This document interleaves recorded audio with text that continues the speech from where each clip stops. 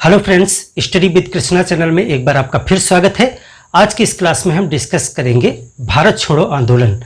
अंग्रेजों भारत छोड़ो, जिसको अगस्त क्रांति भी कहा जाता है क्योंकि यह क्रांति अगस्त के महीने में प्रारंभ की गई थी, इसीलिए इसको अगस्त क्रांति भी कहा जाता है। और हमारे स्वतंत्रता संग्राम की यह कांग्रेस के द्वारा की जाने वाली अंतिम लड़ाई थी, जिसके बाद में भारत आज़ाद हो गया था। और फिर इस आंदोलन के बाद में कोई अन्य बड़ा आंदोलन नहीं किया गया था, ये अंतिम आंदोलन था। अंग्रेजों भारत छोड़ो, इसका तात्पर्य यह है कि इस आंदोलन में मुख्य रूप से ये विचारधारा बन करके आ गई थी कि अब हमें कुछ भी नहीं चाहिए, आपके द्वारा जो भी आप प्रस्ताव लेकर के आ रहे हो, जो भी करना चाह रहे हो, वो सब हमें अस्वीकार है। सिर्फ हम ये चाहते हैं कि अब आप हमें हमारी दशा पर छोड़ करके इस देश से चले जाएं। यानी कि कहा गया अंग्रेजों भारत छोड़ो, और ये जो शासन प्रशासन सत्ता जो कुछ है वो सब हमारे हाथ में सौंपो। ये इस आंदोलन का मूल उद्देश्य है। क्यों हुआ 1942 में यह आंदोलन क्यों हुआ, इसके पीछे कारण क्या थे, एक बन जाता है महत्वपूर्ण प्रश्न आपको। इसके पहले जो हमने क्लास आपसे बात की थी क्रिप्स मिशन के विषय में, तो क्रिप्स मिशन में हमने आपको बताया कि विंस्टन चर्चिल के द्वारा कुछ प्रस्ताव यहाँ पर भेजा गया था, जिसमें भारतीयों के लिए डोमिनियन स्टेटस की बात की गई थी, भारतीयों को एक संघ बनाने की बात की गई थी, लेकिन उसमें प्रांतों को, देसी रियासतों को संघ में रहने या न रहने की छूट दे दी गई थी। बहुत सारी आपत्तियाँ कांग्रेस को उसमें थीं और मुस्लिम लीग को भी उसमें आपत्ति थी। इसीलिए क्रिप्स महोदय जो है अपना मिशन, अपना प्रस्ताव लेकर के उसी वर्ष 1942 में मार्च में आए थे, अप्रैल में वापस चले गए। जब क्रिप्स वापस चले गए तो यहाँ पर कांग्रेस, जो कि अभी तक कोई आंदोलन नहीं कर रही थी, उस समय महात्मा गांधी कांग्रेस के सबसे प्रमुख लीडर हुआ करते थे। महात्मा गांधी ने ये निर्णय लिया था कि हम कोई बड़ा आंदोलन नहीं करेंगे।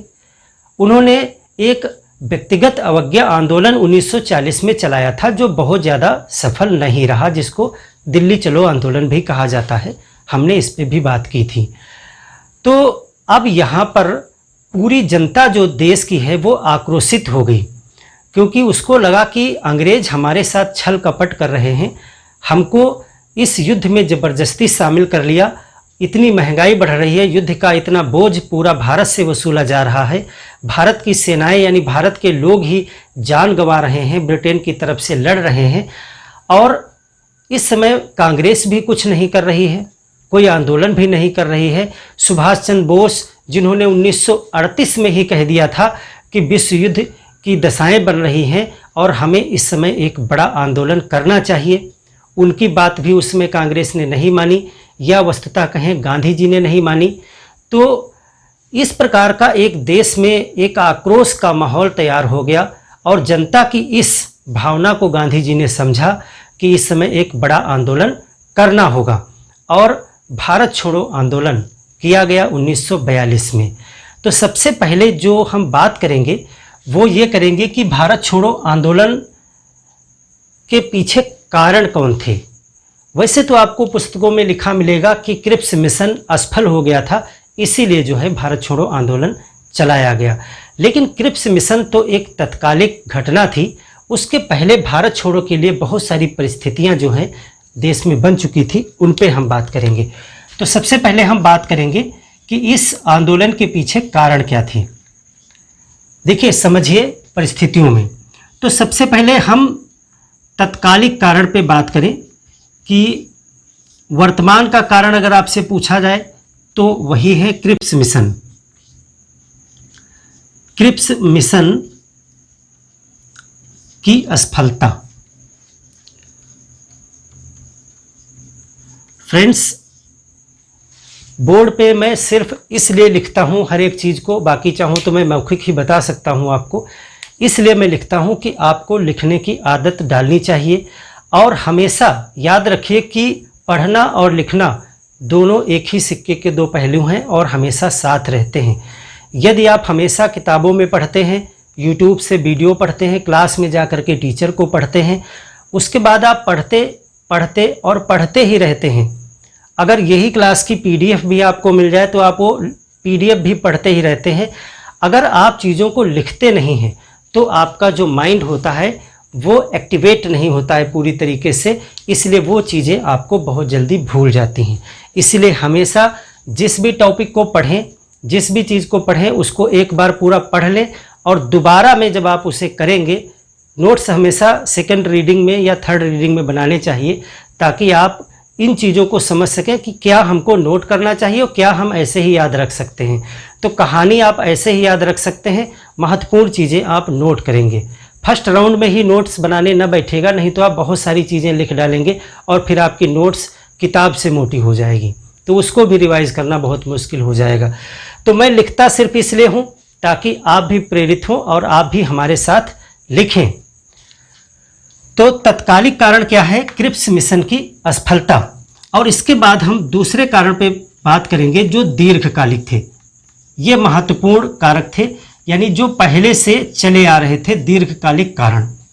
तो दीर्घकालिक कारण में कई कारण थे। सबसे पहले कारण पे हम बात करेंगे जो द्वितीय विश्व युद्ध है। द्वितीय विश्व युद्ध, इससे जो है आर्थिक कारण, द्वितीय विश्व युद्ध के कारण कुछ आर्थिक समस्याएं देश में उत्पन्न हो गई थी। कॉमन सी बात है, आप भी समझ सकते हैं कि अगर कोई देश युद्ध लड़ रहा है तो जाहिर सी बात है कि वो देश अपने सारे संसाधनों का मैक्सिमम दोहन करना शुरू कर देता है। अगर भारत की लड़ाई किसी देश से शुरू हो जाए तो फिर यहाँ के सारे संसाधनों का उपयोग सरकार करना शुरू कर देती है। वो बेसिक चीज़ों को किनारे करके सभी पैसा, सभी संसाधन, कोयला, बिजली, यानी जो भी चीज़ें हो सकती हैं उसका मैक्सिमम जो प्रवाह है वो युद्ध के खर्चों पर, युद्ध को, सैनिकों को सुविधा देने में, यानी वो युद्ध पे संसाधन को ज़्यादा खर्च किया जाने लगता है। तो जब इस युद्ध में भारत को शामिल कर लिया गया तो यहाँ पर एक आर्थिक संकट खड़ा हो गया, क्योंकि इस समय अंग्रेज भारत के सभी संसाधनों का मैक्सिमम, अधिकतम दोहन करना शुरू कर दिया। इसकी वजह से देश में महंगाई बढ़ने लगी। युद्ध का खर्चा निकालने के लिए यहाँ के बड़े बड़े जमींदारों पे, बड़े बड़े बैंकर्स या जो भी धनाढ्य लोग थे, उनके ऊपर प्रेशर बनाया गया कि आप युद्ध कोष में पैसा जमा करें। जैसे वर्तमान में भी आप देखते हैं कोई संकट आता है तो प्रधानमंत्री एक राहत कोष का गठन करते हैं और कहते हैं कि इसमें स्वेच्छा से आप पैसा दीजिए। लेकिन उस समय स्वेच्छा की बात तो थी ही, उसमें ज़बरदस्ती वाली भी बातें थोपी गई कि हम उसमें पैसा ज़बरदस्ती भी वसूलते थे अंग्रेज। तो एक वो कारण उत्पन्न हुआ। दूसरा, खाद्यान्न का कारण उत्पन्न हो गया। चावल की सप्लाई बाधित हो गई और चावल का संकट यहाँ उत्पन्न हो गया। करों का बोझ बढ़ गया।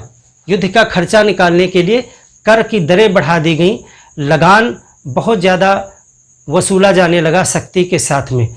शुरुआत में इस युद्ध की वजह से तो भारत के उत्पादकों का कुछ मुनाफा हुआ। जब शुरू में युद्ध शुरू हुआ तो विदेश की चीज़ें आना बंद हो गई, तो भारत के जो लोगों का उत्पादन था उनकी कीमतें बढ़ गई, तो उनको शुरुआत में फ़ायदा हुआ। लेकिन जब युद्ध लंबा खिंच गया तो फिर यहाँ के हर एक वर्ग को, चाहे किसान, मजदूर, व्यापारी, कोई भी वर्ग हो, सभी को नुकसान होने लगा। तो आर्थिक कारण में क्या आप लिखेंगे कि युद्ध काल में संसाधनों का अत्यधिक दोहन हुआ। संसाधनों का अत्यधिक दोहन, इससे क्या हुआ? महंगाई में वृद्धि हुई।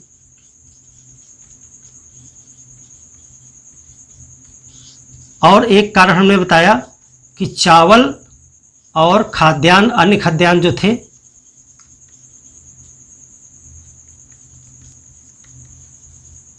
की कमी हो गई देश में, और करों का बोझ बढ़ गया। इस वजह से जनता परेशान थी, और परेशानी जब होती है तो जनता उसको कहीं ना कहीं इस क्रोध को निकालेगी और उसके लिए ये आंदोलन होगा। दूसरा कारण, एक तो आर्थिक पक्ष है, दूसरा है एक अटलांटिक चार्टर था। अटलांटिक चार्टर, चार्टर कहें या प्रस्ताव आप कहें, एक अटलांटिक प्रस्ताव था पर दोहरी नीति। दोहरी नीति का मतलब कुछ लोगों के लिए अलग और कुछ लोगों के लिए अलग प्राविधान। यह अटलांटिक चार्टर क्या था? जिस समय द्वितीय विश्व युद्ध चल रहा था उस समय अमेरिका के राष्ट्रपति थे रूजवेल्ट, ब्रिटेन के प्रधानमंत्री थे विंस्टन चर्चिल। इन दोनों लोगों ने अटलांटिक महासागर में एक जहाज पे, पानी के जहाज पे बैठ करके कुछ मंत्रणा की, इसीलिए इसको अटलांटिक चार्टर कहा जाता है, क्योंकि अटलांटिक महासागर में किया था जहाज पे बैठ करके। इन्होंने कहा हम युद्ध क्यों कर रहे हैं? युद्ध कर रहे हैं साम्राज्यवाद के खिलाफ। साम्राज्यवाद का मतलब होता है अपने साम्राज्य को बढ़ाना, दूसरे के साम्राज्य पे कब्जा कर लेना, अपनी जमीन को बढ़ाना, अपने शासन का क्षेत्र बढ़ाना। तो द्वितीय विश्व युद्ध में हमने आपको बताया था कि जर्मनी ने हमला शुरू कर दिया था। यानी जर्मनी किस तरफ जा रहा था? जर्मनी अपने क्षेत्र को बढ़ाना चाहता था, यानी अपने साम्राज्य को विस्तृत करना चाहता था। तो ब्रिटेन कह रहा था कि हम साम्राज्य बढ़ाने के खिलाफ हैं, कोई देश किसी दूसरे देश पर कब्जा नहीं कर सकता है, इसीलिए हम ये युद्ध लड़ेंगे जर्मनी से। जापान क्या कर रहा था? जापान भी दक्षिण पूर्व एशिया में अपने साम्राज्य का विस्तार कर रहा था। वो सिंगापुर में, बर्मा में, इंडोनेशिया के क्षेत्र में, फिलीपींस पे कब्जा करता जा रहा था, यानी अपने साम्राज्य, अपने शक्ति को बढ़ा रहा था। तो ये जो अमेरिका के प्रधानमंत्री और अमेरिका के राष्ट्रपति और ब्रिटेन के प्रधानमंत्री विंस्टन चर्चिल, इन दो लोगों ने मिलकर के अटलांटिक महासागर में एक चार्टर तैयार किया और कहा इस युद्ध के बाद क्या होगा, हर एक राष्ट्र को अपना निर्णय लेने का अधिकार होगा। यानी जो भी राष्ट्र होंगे उनका अपना निर्णय लेने का अधिकार होगा और वो तय करेंगे कि उनके ऊपर कौन शासन करे, किस प्रकार की सरकार शासन करे। इस बात को समझिए आप कि राष्ट्र की जनता तय करेगी कि उनके ऊपर कौन शासन करे और किस प्रकार का शासन करे। ये बात अटलांटिक चार्टर में कही गई थी। खैर ये तय हो गया, चार्टर बन गया कि ये युद्ध का उद्देश्य है। लेकिन विंस्टन चर्चिल को लगा कि ये युद्ध का उद्देश्य अगर भारत पे अप्लाई हो जाएगा तो युद्ध के बाद भारत भी एक राष्ट्र है। भारत ये मांग करेगा कि हमारे ऊपर किसका शासन होगा, किस प्रकार का शासन होगा, ये भारतीय डिसाइड करेंगे। और भारतीय क्यों कहेंगे कि हमारे ऊपर ब्रिटेन का शासन हो और इस तरह का ब्रिटेन की जो पद्धति है वैसा शासन हो? भारतीय तो ये कहेंगे कि हम अपने ऊपर अपने द्वारा चुनी गई सरकार का शासन चाहते हैं, यानी कि वो आज़ादी की मांग करेंगे। और अटलांटिक चार्टर यही कह रहा है कि युद्ध में जो भी हमारे साथ आएगा उनके साथ ऐसा बर्ताव किया जाएगा। तो अब यहाँ पर एक दोहरी नीति आ गई, यानी कि इस चीज़ को आप समझ गए। अटलांटिक चार्टर क्या था? चलिए इसको पहले शॉर्टकट में लिख लें ताकि आप याद रख सकें। इसमें दो लोग हैं और भी लोग सहमत हैं, ये मेन इन्हीं का बनाया हुआ है। अमेरिका के राष्ट्रपति, बाकी शामिल तो सभी हैं, रूजवेल्ट हैं, और ब्रिटेन के पीएम विंस्टन चर्चिल। इन दो लोगों ने कहाँ मीटिंग की? अटलांटिक में। अटलांटिक महासागर आप जानते हैं, अटलांटिक महासागर में एक जहाज पर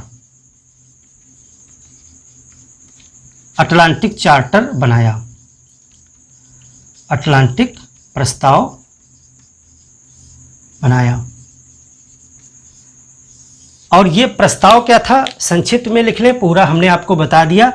इन्होंने कहा कि युद्ध के बाद प्रत्येक राष्ट्र को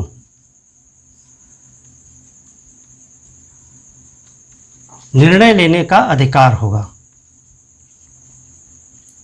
निर्णय लेने या आप कह सकते हो स्वतंत्रता का अधिकार। पूरी बात हमने आपको बता दी, सिर्फ आपके समझने के लिए एक सेंटेंस में लिख दिया ताकि आप जब भी नोट्स को पढ़ें तो आप चीज़ को रिकॉल कर लें कि ये अटलांटिक जो प्रस्ताव था वो था क्या। इसमें क्या होगा, कैसी सरकार होगी, कैसी किसकी सरकार, ये वाली पूरी बात थी इसमें। ये जनता तय करेगी वहाँ का। यानी कि आप कह सकते हो कि युद्ध का मकसद क्या था। इसका मतलब है कि युद्ध का उद्देश्य साम्राज्यवाद का खात्मा करना है, साम्राज्यवाद के खिलाफ है। इसका यही तो निकल के आ रहा है। अब देखिए, जो लोग बना रहे हैं वही लोग साम्राज्यवादी नीति के हैं। ये ब्रिटेन के पीएम बना रहे हैं, और ब्रिटेन के पीएम यानी ब्रिटेन ने तो कितने देशों पर अपना कब्जा कर रखा था, भारत उसका एक भुक्तभोगी है। तो वो खुद साम्राज्यवादी नीति के तहत इतने वर्षों से भारत को गुलाम बना रखे हैं, और वही कह रहे हैं कि हम इसलिए लड़ रहे हैं ताकि किसी की स्वतंत्रता खतरे में ना पड़े। तो अब विंस्टन चर्चिल ने ये बना तो दिया, उसके बाद इन्होंने कहा कि ऐसा है, भारत और हमारे जो अन्य उपनिवेशिक क्षेत्र हैं, कई जगह थे उनके शासन, उस पे ये चीज़ लागू नहीं होगी, बाकी सब कहीं लागू होगा, लेकिन भारत में और भारत जैसे जो हमारे अन्य उपनिवेश हैं वहाँ पर अटलांटिक चार्टर लागू नहीं होगा, और यही है दोहरी नीति। तो यहाँ पर ब्रिटेन के पीएम ने क्या कहा, विंस्टन चर्चिल, अब नाम आप लिख लें इसका, 1940 में ये आ गए हैं महोदय। विंस्टन चर्चिल ने कहा कि अटलांटिक चार्टर भारत पर लागू नहीं होगा, भारत और अन्य भी, भारत का नाम आप लिख लें खास करके, लागू नहीं, यानी भारतीय आज़ादी नहीं मांग सकते, बाकी लोग मांगे, भारतीय लोग हमेशा गुलाम रहें, यही कहने का मतलब इनका।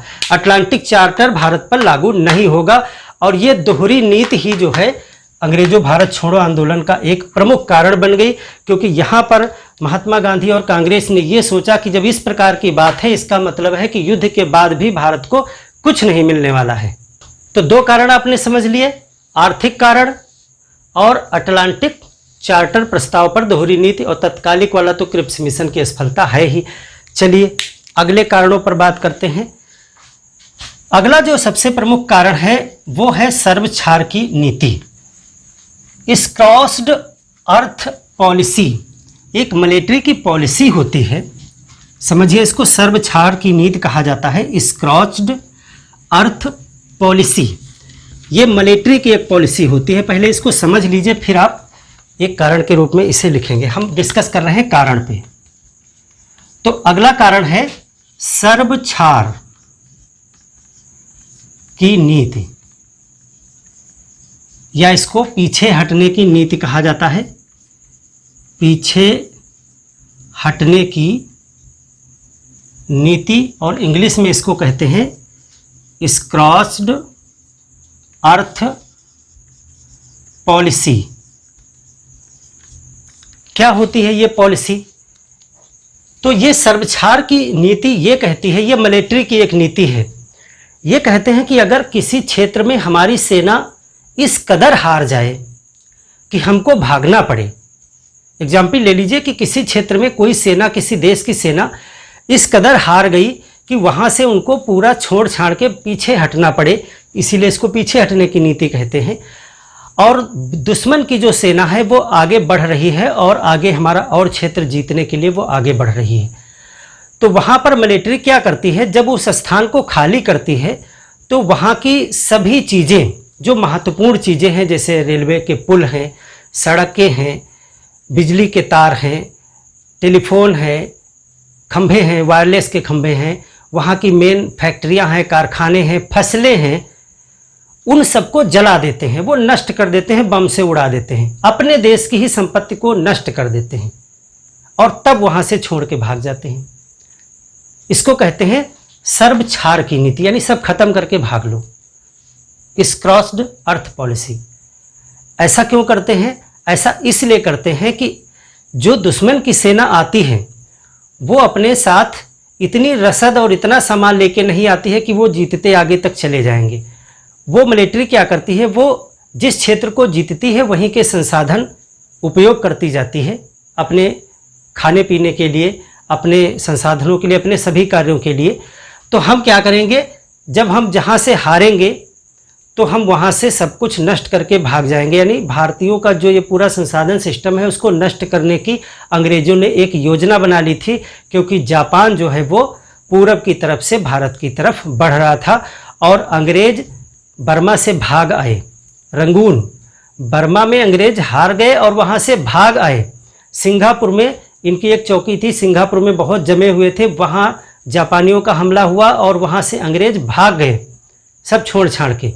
तो इन्होंने सोचा, वो तो छोटी छोटी जगह थी, इन्होंने सोचा अगर भारत में बंगाल की तरफ से हमला होगा, उधर से ही होगा बंगाल की खाड़ी की तरफ से, तो हम क्या करेंगे, पीछे हटेंगे और यहाँ के सारे संसाधन, पुल, सड़कें, बिजली, तार, टेलीफोन सब नष्ट करके पीछे हट जाएंगे दिल्ली की तरफ, और ताकि जब जापानी सेनाएं यहाँ पहुँचेंगी तो उनको खाने पीने की सामान और एक संचार के सामान, सड़कें, पुल कुछ नहीं होगा, तो उनको आगे बढ़ने में दिक्कत होगी, इसलिए वो उनकी गति में बाधा उत्पन्न हो जाएगी। इसी को कहते हैं सर्वछार की नीति। और ये गुप्त रूप से योजना बना ली गई थी कि हम सब, यहाँ तक कि जमशेदपुर की जो केमिकल और स्टील फैक्ट्रियाँ थीं, उन सबको नष्ट करने की योजना सरकार ने बना ली थी। और भारतीयों को जब ये पता चला कि ऐसी नीति है अंग्रेज़ों की, तो इन्होंने सोचा कि ये अंग्रेज तो इस देश को अपना समझते ही नहीं हैं, वो ये जब उनके जान पे बनाएगी तो वो तो सब छोड़ छाड़ के भाग जाएंगे और संपत्ति किसकी जल जाएगी, देश किसका बर्बाद हो जाएगा, भारतीयों का देश बर्बाद हो जाएगा। वो तो सब छोड़ छाड़ के ब्रिटेन भाग जाएंगे, मुट्ठी भर लोग हैं, जहाज़ में बैठेंगे, निकल जाएंगे। तो इन्होंने कहा कि अब हमें कुछ करना होगा। और तब गांधी जी ने कहा था कि भारतीयों को भारतीयों की दशा पर छोड़ दीजिए और जापानियों के लिए मत छोड़िए, हमको हमारा देश हमारे लिए छोड़ करके आप भाग जाइए। इसी को तो भारत छोड़ो आंदोलन कहा जाता है। तो सर्वछार की नीति आप समझ गए, इसको आप लिख लीजिएगा। इस कारण से भी जो है, यानी कि आप एक शॉर्टकट में लिख लीजिए कि सब संसाधन नष्ट करके पीछे हटना, इसका मतलब होता है सेना का। और बाकी हमने आपको डिफाइन कर दिया, वो लिख लीजिएगा 2-3 लाइनों में। तो ये एक नीति थी, इसी की वजह से एक कारण बन गया आंदोलन का। अगला था रंग भेद या नस्ल भेद।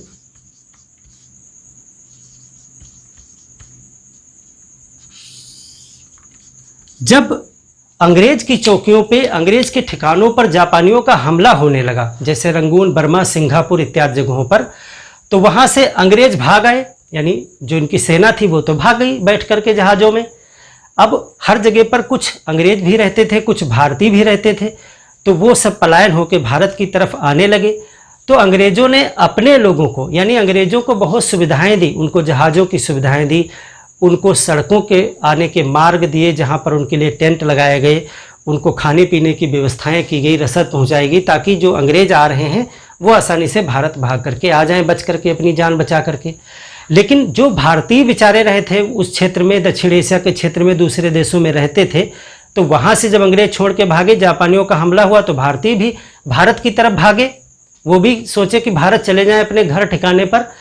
उनको अंग्रेज़ों ने कोई सुविधा नहीं दी, यानी कि उनके लिए अच्छी सड़कों पर चलने से नहीं उनको सुविधा दी गई, उनको कोई खाना पीना, टेंट, दवाई, कुछ भी सुविधा अंग्रेज़ों ने रास्ते में प्रोवाइड नहीं कराई। और ये क्या थी, ये थी रंग भेद और नस्ल भेद की नीति, यानी कि हम अपनी नस्ल को ज़्यादा अच्छा मानते हैं, भारतीयों को बेकार कूड़ा मानते हैं। तो इससे भी लोग आक्रोशित थे।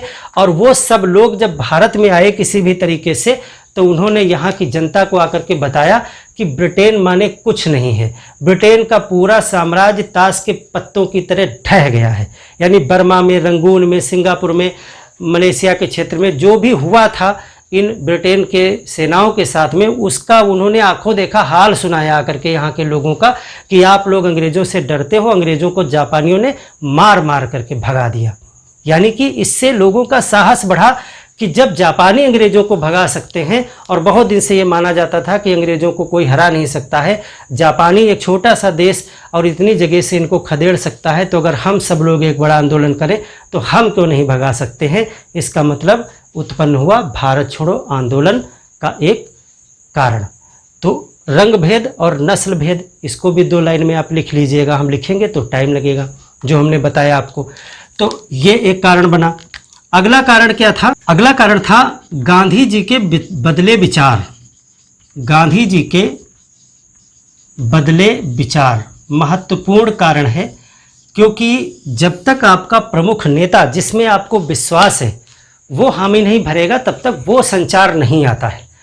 गांधी जी की आलोचना बहुत लोग करते हैं, लेकिन अगर आप नज़र डालें, पूरा विश्लेषण करें तो जनता गांधी जी को नेता स्वीकार करती थी। लोग आलोचक कहते हैं कि 1920 में गांधी जी ने गलत किया, तो फिर 1930 में जनता ने उन्हीं को फिर क्यों नेतृत्व दिया। फिर लोग कहते हैं 1930 वाले आंदोलन, सविनय अवज्ञा आंदोलन में भी गांधी जी ने गलत किया, तो 1942 ने जनता ने 1942 में फिर गांधी जी की ही तरफ देखा कि महात्मा जी आप कुछ करिए। यानी कि एक तरफ तो आलोचक कहते हैं कि महात्मा गांधी हर आंदोलन में गलत करते थे, और दूसरी तरफ अगर आप विश्लेषण करें इतिहास का तो आप देखते हैं कि जनता महात्मा गांधी की तरफ ही देखती थी कि गांधी जी आप कुछ करिए। यानी कि सबसे प्रमुख लीडर के पद पर 1920 से लेकर के आज़ादी तक वो बने रहे, और आप कहते हैं कि वो कुछ करते नहीं थे। ये अपना पक्ष है, एक गांधी जी के पक्ष में है। दूसरा पक्ष क्या है? दूसरा पक्ष ये है कि जो क्रांतिकारी विचारधारा के लोग थे, जिनका रास्ता अलग था, उनके विषय में गांधी जी के बिल्कुल उलट विचार थे।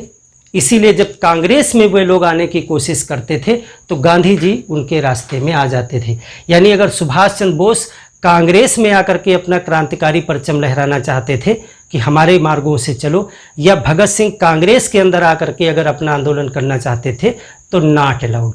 यानी गांधी जी का मानना था कि आप क्रांतिकारी आंदोलन कर रहे हैं तो अपना रास्ता अलग रखिए, हम कांग्रेस में उसी को रहने देंगे जो अहिंसक तरीके से चलेगा, जो हमारे तरीके से चलेगा। इसका मतलब वो एक बहुत बड़े काबिल लीडर थे कि उन्होंने अपनी सत्ता को बचाए रखा आज़ादी तक। एक लीडरशिप का गुण क्या होता है? एक लीडरशिप का गुण तो यही होता है कि पूरी पार्टी को अपने काबू में रखे। तो गांधी जी के विचार भी 1942 में बदल गए थे। क्या बदल गए थे? इनके विचार बदल गए थे।